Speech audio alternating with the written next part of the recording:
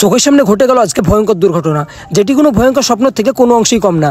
যাচ্ছিলাম সাদিখানদের, আমি আর আমার একটা বন্ধু। হঠাৎ আমাদের পাশ দিয়ে একটি বাস গিয়ে সোজা ধাক্কা মারে একটি টোটো থেকে একটি ছেলে ছিটকে পড়ে রাস্তাতে এবং তার রক্তাক্ত শরীর দেখে সত্যি স্থবিত হয়ে গেছিলাম।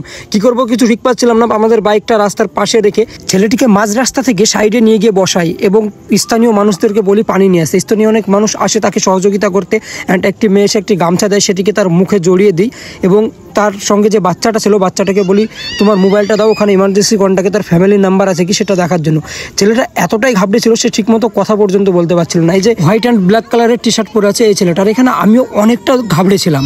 আমাদের দেশের ট্রাফিক নিয়মগুলো এত শক্ত হওয়ার পরেও, এত ফাইন হওয়ার পরেও মানুষ কীভাবে এত বেপরোয়াভাবে চলে সত্যি মানে ভেবে পাই না। কিছুদিন আগে আমি বাইকে হেলমেট ছাড়াই ঘুরছিলাম, মানে ভিডিওতে দেখো হয়তো যে হেলমেট নাই, সেটা ভিডিও শ্যুট করার টাইমে কিছু অংশ খুলে ভিডিওটা শ্যুট করি যেন মুখ দেখা যায় তার জন্য।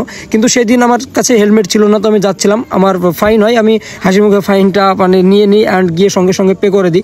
তো সেদিন জানতে পারি যে হেলমেটের ওপরে কত ফাইন, বা সেদিন কৌতূহলবশত সব কিছু দেখি। তো আমাদের দেশের ট্রাফিক আইনের ওপরে এত বড় বড় ফাইন, তারপরেও কেন রাস্তাঘাটের এই দশা?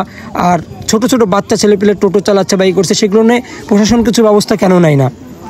ছোট ছোট বাচ্চা ছেলে 12 বছর 10 বছর 8 বছরের ছেলে পেলে রাস্তাটা টুকটুকি নিয়ে বেরিয়ে চলে যাচ্ছে, সেটার অবশ্যই আমাদের প্রশাসনের দেখা দরকার।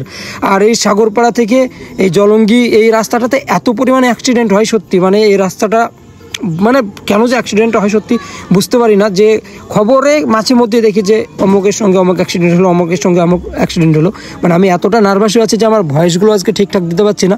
আর এই যে ভিডিও ক্লিপগুলো দেখছো এগুলো সব আগের ভিডিও ক্লিপ, আমি আজকে অ্যাক্সিডেন্টের দিন কোনো রকম ভিডিও ফুটেজ নিইনি। যত ফুটেজ দেখলে যে অ্যাক্সিডেন্টের মুহূর্ত সেটা শুধুই আজকের, বাদবাকি যত ক্লিপ দেখলে সব আগের ভিডিওর ক্লিপগুলো লাগিয়ে শুধুমাত্র আমার কথাগুলো তোমাদের সামনে তুলে ধরার জন্য বলার জন্য ভিডিওটা দিচ্ছি। তো বেশি বেশি করে ভিডিওটি শেয়ার করো অবশ্যই।